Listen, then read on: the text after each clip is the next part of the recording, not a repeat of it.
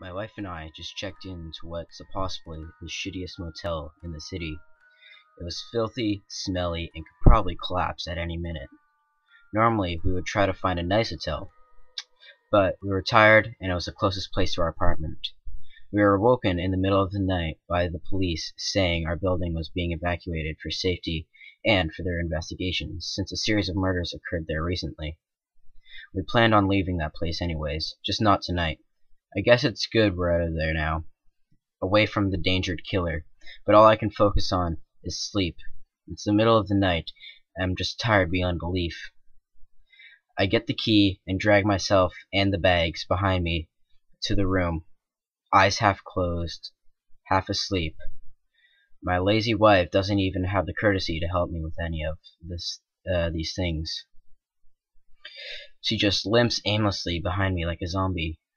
We eventually get to a door with peeling paint, scratch marks, and a metal 6 nailed to it. The hallway lights flicker while I fumble around with the key until the door creaks open. As I enter our temporary home, I don't even bother turning on the lights, with both hands occupied by bags. Besides, I don't need to see how disgusting the room is. I don't want anything to discourage me from the precious sleep. I put the bags down somewhere randomly, and I feel around for the bed. I guess my wife has the same idea, as she just shuts the door behind her and flops onto the bed without flipping the switch. Even time to think with my mind leaves my body, and as I'm engulfed by darkness and silence, and I quickly drift to sleep. Suddenly, my eyes flash open as I'm shocked back into consciousness. I didn't hear anything, but something must have woken me up. For some reason, I can feel the strange surge of energy, as if I hadn't been asleep at all. Normally, it takes me a few minutes until I can function at 100%, but not tonight. There's just something strange about tonight. I hop out of my bed and begin to walk towards the door to turn on the light. I just get to the foot of my bed when I notice a window on the wall. I look outside and notice something strange.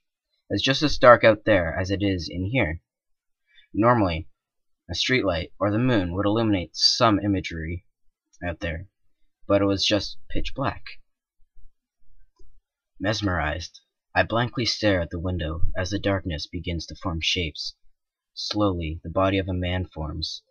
He's just standing out there, a few feet away from me, but the energy I once had turns to blood-curdling fear.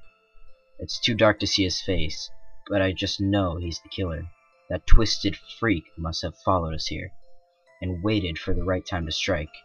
I know he's going to mutilate me and my wife. I want to run away. I want to scream, but there's something about the way he's standing there, staring at me, that restricts any action. He won't make a sound. He won't move a muscle. He just stands there, staring blankly at me in the dark and silence. After a few minutes of staring back at him, I notice something I'm surprised I didn't notice earlier. He's holding something. As I shift my focus from his face to his hand, I realize he's gripping someone's arm. Just as I begin to look at it, he pulls a large, flailing shadow in view. A woman. I can see her trying to force her arm out of his grip, but he won't move, no matter what this woman does. That lunatic won't for a second break his stare. He just continues to glare at me. I shift my focus from her body to her face, as its shape contorts from screaming and crying. That's when I begin to hear her scream for someone, anyone to help. But she won't even look in my direction. Though her shriek comes from outside, the sound isn't all that muffled. Gradually, her cries for help and pleads for someone, it grows louder. Louder and louder, until they just become a ear-deafening shriek. It deafens me as it resonates with my brain and pounds through my ears. This noise alone is enough to drive a man insane. I want to clasp my hands against my ears and cry for that horrid noise to stop, anything to end it, but I remain paralyzed. That man just continues to stare. Abruptly, just as quickly as the shadow pulled her into view, he wraps his claws around her neck, and that deafening shriek finally ends. The pounding pain in my ears and head begins to ease as I breathe a sigh of relief.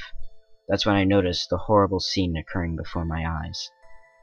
With the killer's thumb tearing into that woman's throat, she grasps onto his wrist and tries to free herself. But he doesn't budge. She reaches out and starts to carve her nails into his arm. But he still doesn't react. He just remains motionless, his face fixed on mine. Her resistance grows weaker and weaker until eventually her body hangs completely limp. As the woman's body falls to the floor, the man's arms fall to his sides. It's my turn now. That demon must have something planned for me. Why would he paralyze me with his hellish stare, force me to watch him torture this woman, and just leave me? But he doesn't move. I'm waiting for him to burst through the window, but he doesn't. He stands there, motionless, staring at me, while I stand there, motionless, staring back. After what feels like hours, I remain paralyzed. His stare has a grip on my mind, and I'm just as terrified as I was when I first saw him. Slowly, his shape begins to fade, and darkness consumes my vision. This is it. This is how he's going to kill me. I become increasingly blind until my eyes close and I feel the consciousness slip from my mind. The demon's waiting has finally paid off. I wake to find myself laying face down near the foot of the bed.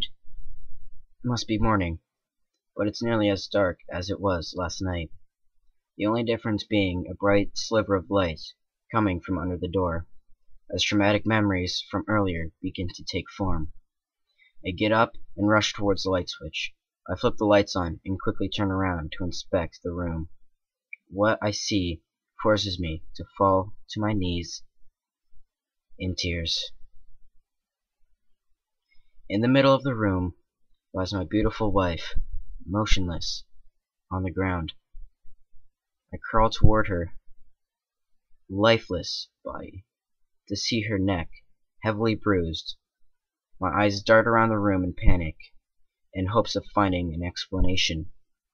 Slowly, I begin to realize something that causes my mind to stir and my heart to shrivel up and sink. There are no windows in this room. All that lies on the wall is a single mirror hanging at the foot of my bed.